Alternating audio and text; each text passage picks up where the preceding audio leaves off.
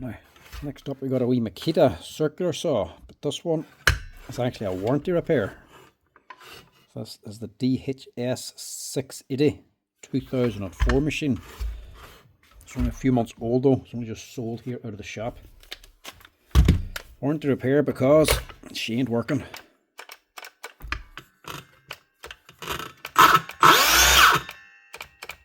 Yeah.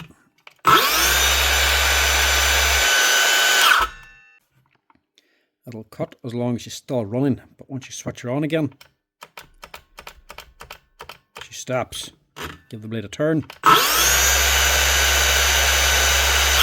It runs. Fairly common for these. And once she stops again, she stops working. You'd think that's a switch, but it's actually not. It's the controller. But luckily, it's a problem Makita have addressed. And they've actually taken out a new controller for it. So this would have just been one piece a while ago. So same as most brands, the controller and the stator and everything is just one part. But now it's not. So they've actually changed this. So why I like Makita, when they do have problems, they don't just leave the problem, they address it. So instead of it just being one piece now, it's actually three, I think it is, or two.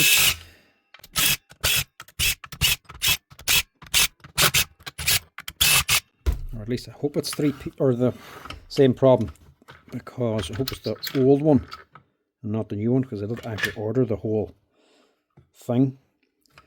See, this is part of the stator, and they used to be one piece together, but now they've changed it, so you can actually replace them individually.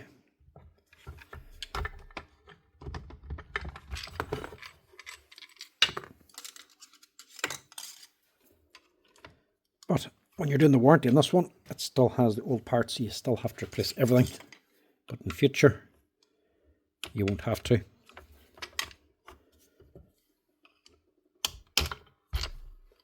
Just go there.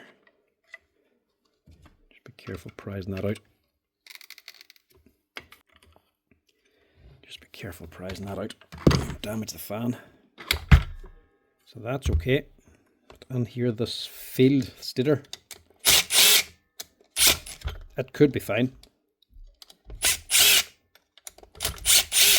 Problem is more than likely the controller, but this is part of the controller, so you have to take everything out. Yeah, get out too.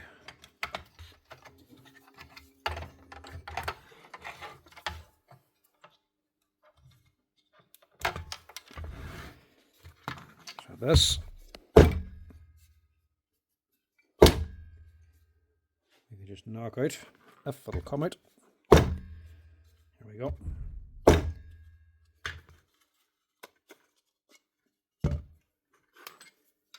Yeah, that's the old one. So that's one piece, apart from the switch and the battery retainer, obviously. The rest is one piece. Now it's two pieces. So if you burn out your field, you can replace that on its own.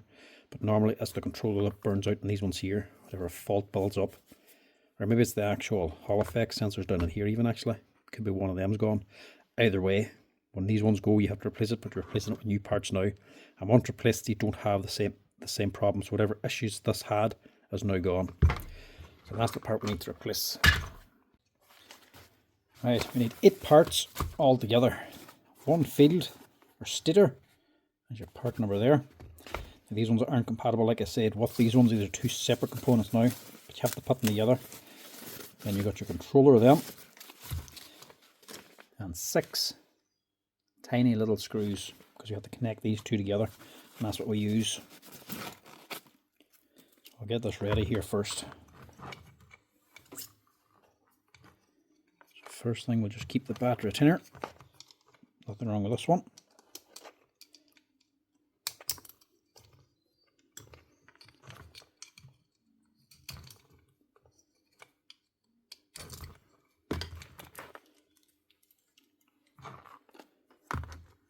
Take note of which way that's kind of sitting.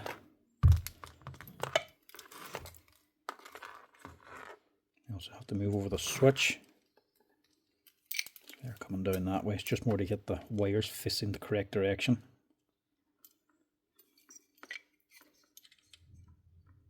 So the negative is going to be on here, facing that way.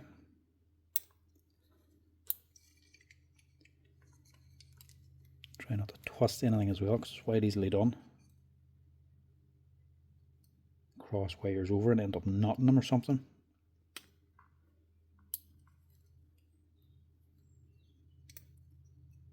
The red's the plus. So that's going to be like that. And you've got your white and your red on the switch itself.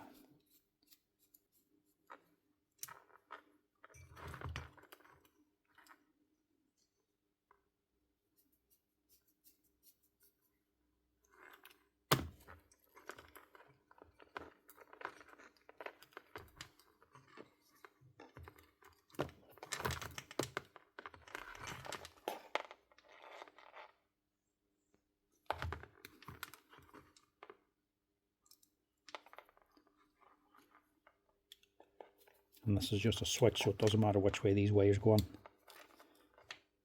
It's just connecting these two up. Whenever you press the button, that's all it's doing.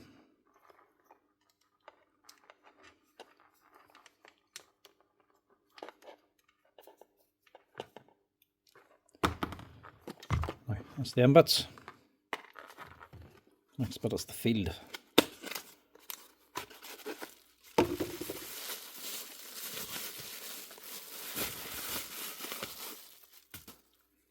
We have one of the newer models now, and you burn out your field. If this goes black or starts to melt, you can just replace this and leave this here, which is a lot cheaper. We need to get these here on. Put this on first. There's your wee Hall effect sensor. These here wee boys here, they're Hall effect sensors. They pick up the magnet on your rotor, so that picks up the magnets on here. They're not exactly parallel, they're not exact, there's a wee bit of difference between them. So as this spins, it's able to tell which direction it's going and picks up the speed and sends all the information back to the controller to control the speed of the machine. So that is sitting here. Put it the right way around, have the magnets facing on. There's two little plastic inserts here to push onto, and your actual connector then is this. So before that was soldered on, a lot more difficult to change. You could take it off, but you still couldn't buy that on its own. So if the controller went, you were still paying the same amount of money. But if this went, unless you had another scrap one, you couldn't buy that anyway without the whole controller. You could have replaced it if you had a scrap one. This one now, you can just buy it separately, and they didn't solder it, so it's more easy to replace on its own. I think we'll need some fine screwdrivers for this one.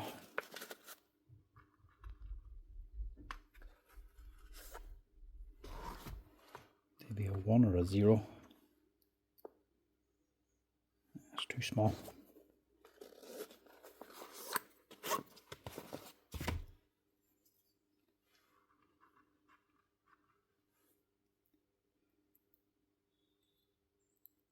Yeah, PH1 actually.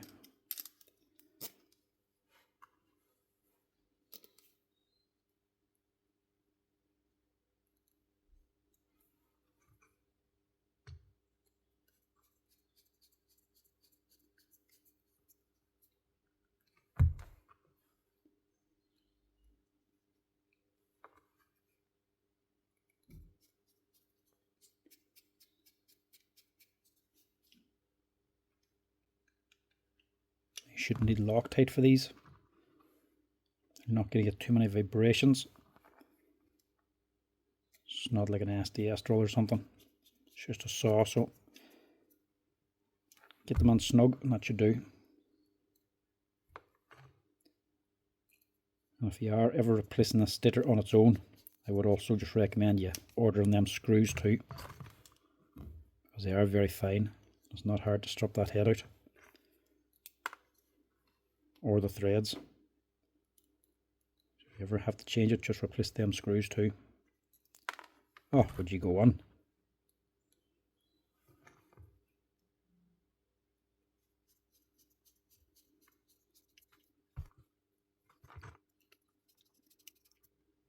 That's why I like machines to be cordless tools. Replaceable parts. Don't like them when they're like that there, whole part assemblies. Right, that's our new part ready to go. First thing, we'll just get it onto this.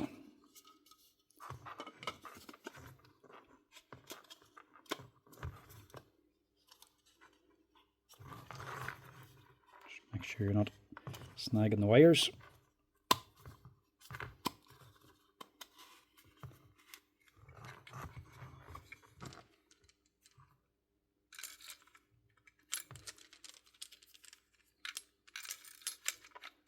Get your ear deflector on them.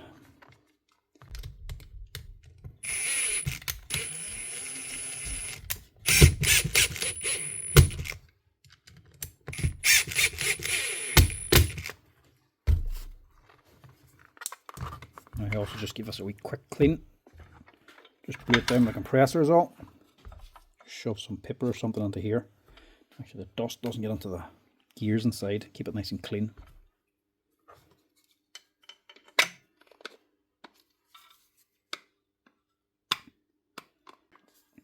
As well, typical Makita.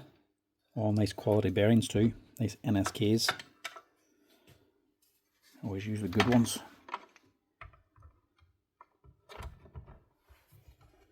Drop that back on. Should just sit on there.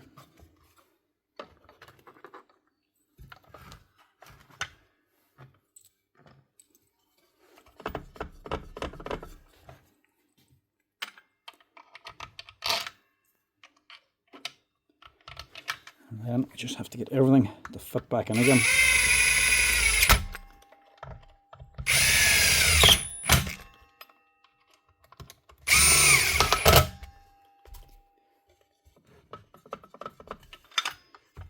That blade a wee spin just to make sure your motor's turning correctly. Right, now for the torture bit, getting it all to fit back.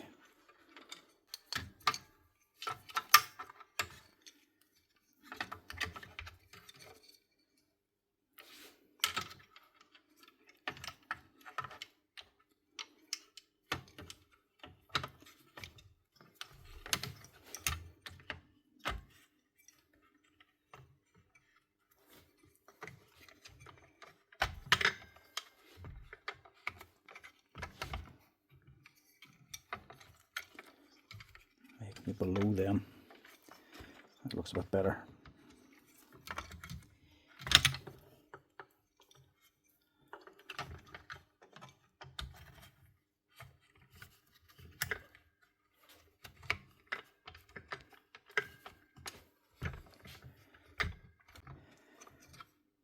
That in there, and then we've got the room to get the retainer on. I can slide these across.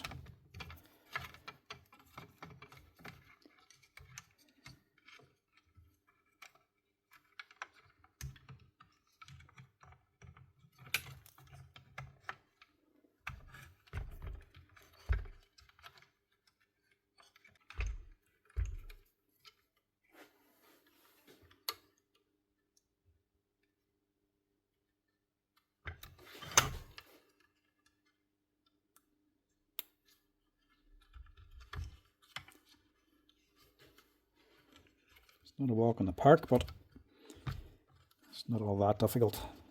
Bit of patience, and we'll all drop on.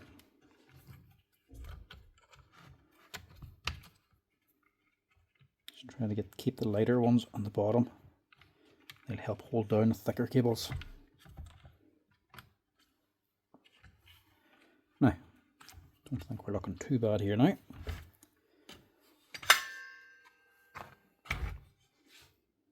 Don't forget your wee lever for your safety. Make sure that wee spring is in correctly.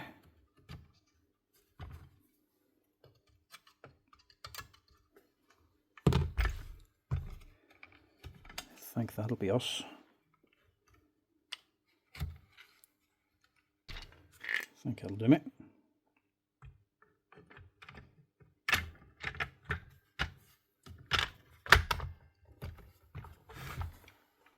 Should just close, shouldn't have to press anything down. We're having to squeeze it closed because something's not right.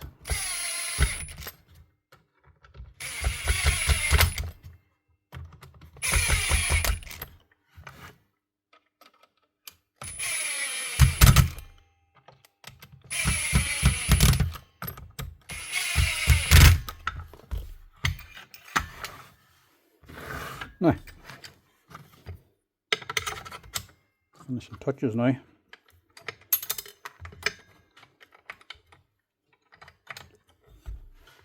And that steel bar, you have a washer on top, and there's a washer down here too. And the nut has got a thick and a small side, but the small side facing down. And packs out this here. Close it, tighten it up, and just have it so that it's level with the base. You don't want it sticking down, and you don't want it way up here as well. Just want it round about there, so you've got the room and travel to open it up, make it slack.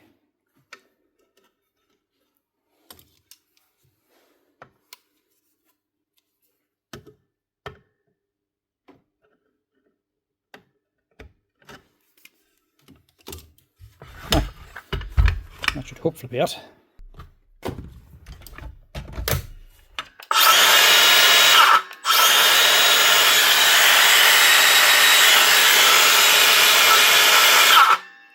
One Makita DHS 680 repaired under warranty. A new controller, stator and a few screws. But don't worry about that one now if you're buying one today, because all the newer ones come like this here with a separate stator and controller. And whatever issue was inside of this here is now resolved. I haven't had to replace any of the ones already with them parts already separate. I always get them in with this here original part. That's the one you always have to replace under warranty.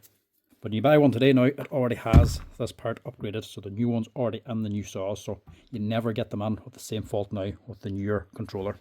That's her, ready to go. Also, just keep that, because sometimes you get these on where the battery retainer, if they're taking too much load and boys are really pushing them, these can really suck a lot of amps and they can heat up these contacts and burn up the little spade and these pins.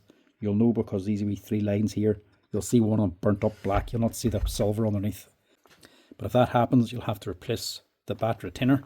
This little plate costs about €3, and probably the angled spade connector. So if you have one of these, if you're ever doing a warranty, if you replace these, if you're having any Makita things, just cut off that wee red lead, just in case you ever need that little angle spade connector with the lead. So if that ever burns up, you can just swap it out and try to, instead of making one up.